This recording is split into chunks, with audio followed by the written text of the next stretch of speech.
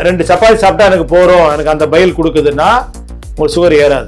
நீ அதே இடத்துல 5 சப்பாத்தி சாப்பிட்டீங்கன்னா அந்த பயில் பத்தாது. பாக்கி இருக்க 3 சப்பாத்தி செரிக்காம வயிற்றுக்குள்ள பார்க்கணும், அது சர்க்கரையாக கன்வெர்ட் ஆகிடும். 50-60% 70% ஃபுல்லாக மாவு, கொஞ்சோன்னு 10% மட்டனோ சிக்கனோ, காய்கறிகள் 5% சர்க்கரை வியாதிகாரம். அப்போ என்ன ஆகும்? சுகர் ஷூட்டப் ஆகிடும். கேங்க்ரைனை இதுவரை யாராலையும் சரி பண்ண முடியாது, ஆனால் எங்களால் சரி பண்ண முடியும்.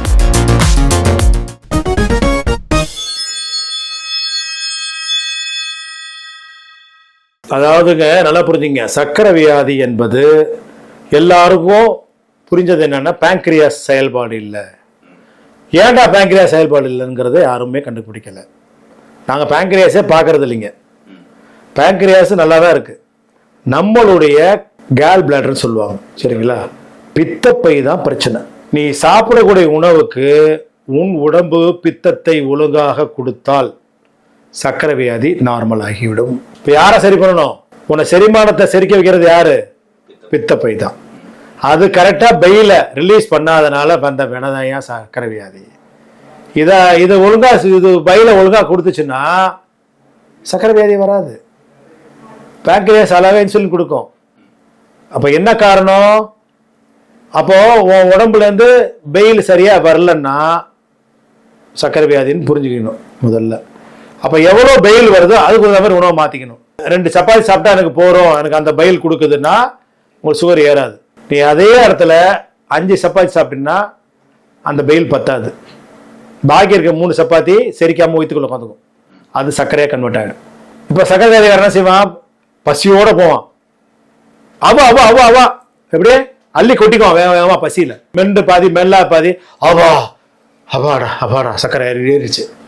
அவ்வளவும் கெட்ட சர்க்கரையாக மாறிடும். நீ உமிழ் நீரோட அரைச்சி வாயில கூழாக்கி எந்த உணவு சாப்பிட்டாலும் சர்க்கரை வியாதி ஏறாது. உமிழ் நீரோட, என்ன நீரோட?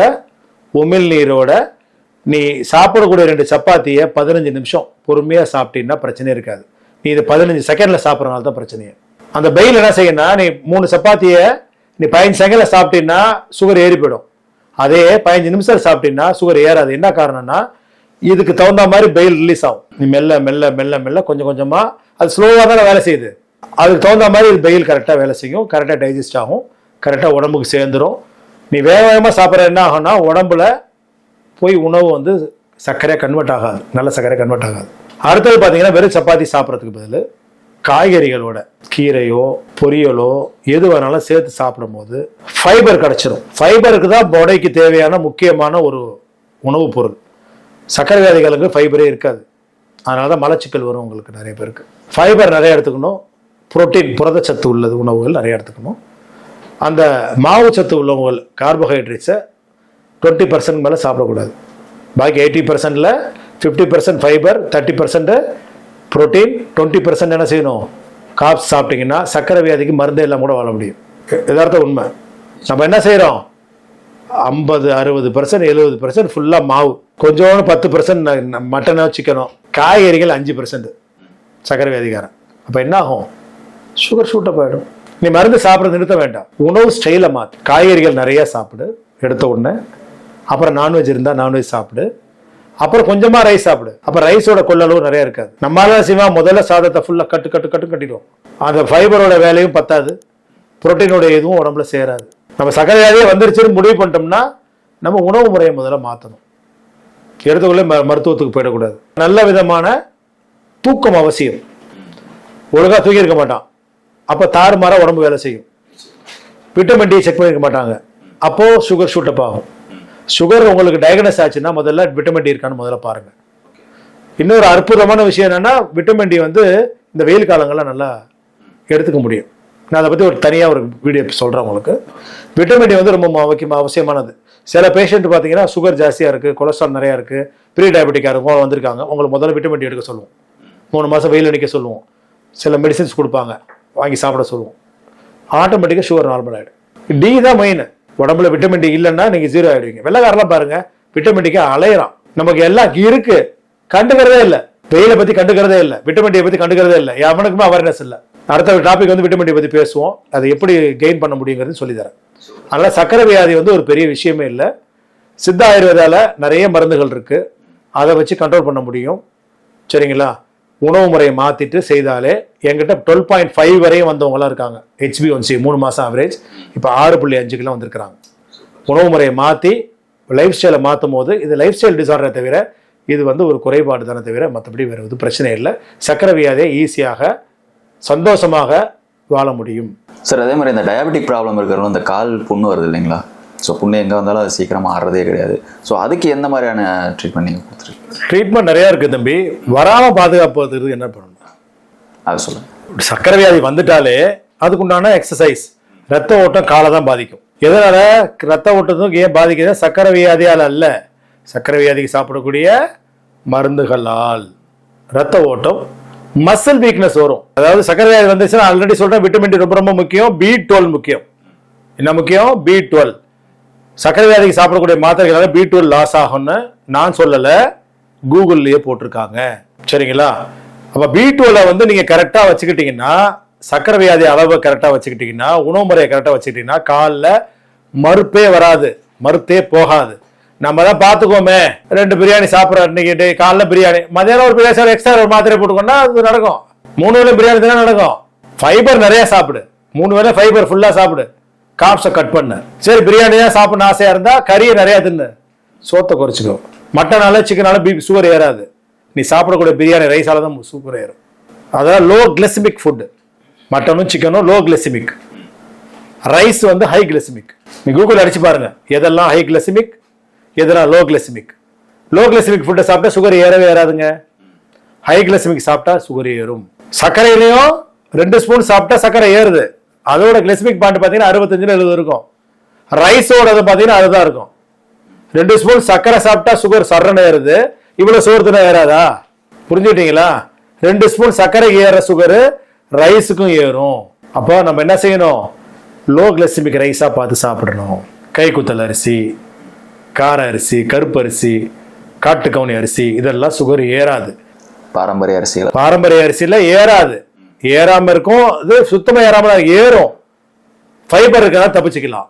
மட்டன் சிக்கன்ல சுத்தமா ஏறாதுங்க. வெறும் மட்டனா சாப்பிட்டீங்கன்னா காப்ஸே இல்லாம சுகர் ஏறவே ஏறாது. நான் சொல்லல, கூகுள்ல சொல்லுது. இப்பதான் கூகுள் குலு குலு குலு குலு கூகுள் தான் எல்லாருக்கும் ஆசை. எதை இடத்துல கூகுள் சர்ச் பண்றீங்கல்ல, சர்ச் பண்ணி பாருங்க. மட்டன் கிளைசமிக்லயே ரொம்ப ரொம்ப ரொம்ப ரொம்ப கம்மி, பீஃப் அதை விட கம்மி. என்ன சொல்லுவாங்க, ஐயோ மட்டன் நிறைய சாப்பிட்டுட்டா சுகர் இல்லைங்க, மட்டனோட சேர்த்து பிரியாணி கூட திரும்பிட்டாரு. சோத்துல தான் பிரச்சனையே. If you want to leave healthier, சுகரை நார்மலா வச்சுக்கணும்னா ரைஸே கட் பண்ணிடுங்க. வாழ்க்கையில கருப்பு கவுனி சாப்பிடுங்க, ஏறாது. கருப்பு கவுனி கூழ் சாப்பிடாதீங்க, கருப்பு கவுனி களி சாப்பிடுங்க. திக்கா நீரா எதுவும் சாப்பிடாதீங்க சக்கரை வியாதி உள்ளவங்க. அதேபடி நீர் அழிவு நோய், அது நீரை உடம்புல இருந்து கொண்டு போயிடும். நீரை நிறைய சேர்த்துக்கிடணும், குடிக்கிற தண்ணீர் நிறைய சேர்த்துக்கணும். அப்போ சக்கரை வியாதியிலிருந்து பெரிய பாதிப்புகள் நமக்கு ஏற்படாது. உணவு, உடற்பயிற்சி, உடம்பை பராமரிப்பது, இது மாதிரி இருந்தால் சக்கரை வியாதிக்கு காலில் பிரச்சனையே வராது. சரி வந்துருச்சு என்ன பண்றது? அப்போ நேரடியாக வா. ஏன் அங்கே புண்ணு ஆறலை? புண்ணு இருக்கிற இடத்த நீ தேடாத. புண்ணு பிரச்சனைக்கு முழங்கால்லையும் தொடையிலையும் இடுப்புலையும் தேடணும். அங்கே தான் பிரச்சனை. அங்கேருந்தே ரத்த ஓட்டம் வராது காலுக்கு. அதை சரி பண்ணாதான் இது சரியாகும். எந்த சேனலில் பிரச்சனை வரும்? கிட்னி சேனலில் தான் பிரச்சனை வரும். காலில் கிட்னி சேனல் இருக்கு, யூரினரி பிளாடர் சேனல் இருக்கு. சக்கரை வியாதி குணங்களுக்கு நீங்கள் சாப்பிடக்கூடிய மாத்திரையால் கழிவு உங்களுடைய மூத்திரப்பையிலையும் கிட்னியிலும் சேர ஆரம்பிக்கும். சேர ஆரம்பிச்சதுன்னா காலுக்கு போகிற ரத்த ஓட்டம் குறையும். அதுக்கு தான் மூத்திரத்தை கீழே உட்காந்து போய்ங்க இந்தியன் டாய்லெட்லன்னு சொல்கிறோம். அப்போ ஓரளவு அந்த கழிவுகள் வெளியே போயிடும். கிட்னிலையும் யூரினரி பிளாடர்லையும் தங்குச்சுன்னா காலில் புண்கள் ஏற்படும். பிரச்சனையை அங்கே தான் நம்ம சால்வ் பண்ணணும். அப்போதான் காலில் இருக்கிற புண்ணு ஆறும். அதிகமாக புண்ணா இருக்கு, புண்ணே ஆறலைன்னா எளிமையான ஒரு வைத்தியம் சொல்லி தரேன் பிரதர். சொல்லுங்க சார். ரொம்ப எளிமை. ஆவாரம்பூ இருக்கு இல்லையா, ஃப்ரெஷ்ஷான ஆவாரம்பூ கிடைச்சா ஓகே. இல்லை காஞ்ச பொடி இருக்குல்ல, அதை கொஞ்சம் தேங்காய் எண்ணெய் கலைச்சி வச்சு ஒட்டி பாருங்க, வேகமாக புண்ணு ஆறிடும். இது ரொம்ப ஈஸியாக இருக்கு, சிம்பிள்.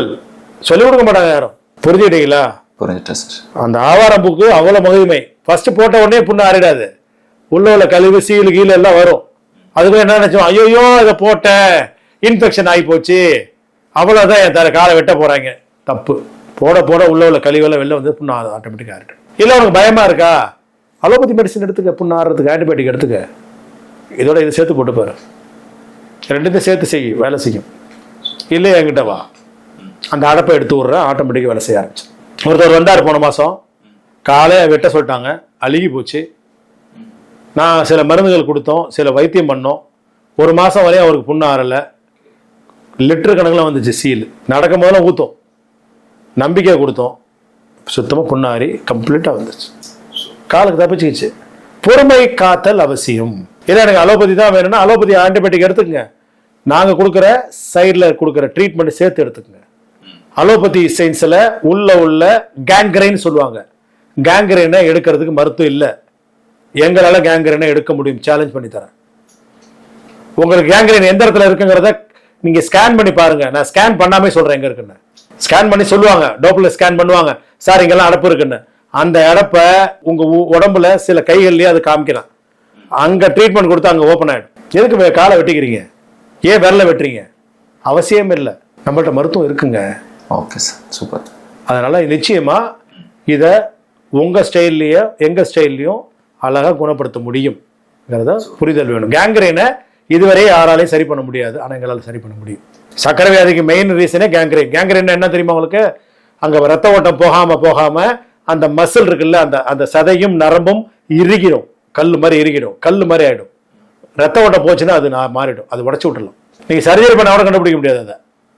இந்த கேங்க்ரைனை வலிச்சு எடுத்து விட்டுச்சிருவாங்க சதையெல்லாம். அதுக்கு அவசியம் இல்லை. வராமல் பார்த்துக்கிறது தான் எனக்கு பொறுத்த வரைக்கும் நன்மை. வந்துருச்சுன்னா எங்களுடைய ஆலோசனை பெறுங்க, நாங்கள் உங்களுக்கு சொல்லித்தரோம். நீங்களே முக்கால்வாசி நேரம் உங்களே குணப்படுத்திக்கிறதுக்கு அளவுக்கு எக்ஸசைஸ் சொல்லி கொடுத்துருவோம்.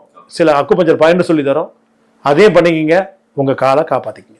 Super sir, super. So diabetic இருக்கிறவங்களுக்கு வந்துட்டு இவ்வளோ விஷயங்கள் சொல்லியிருக்கீங்க, ரொம்பவே பயனுள்ளதாக இருக்கும்னு நினைக்கிறேன் சார். Super sir. நீங்கள் சில விஷயங்களை உண்மையை வெளில உடச்சி தான் ஆகணும். மக்களை பொறுத்தவரை நம்ம நம்மளுக்கு மக்களை காப்பாற்றணும், அதுதான் எண்ணம், நல்ல எண்ணம்.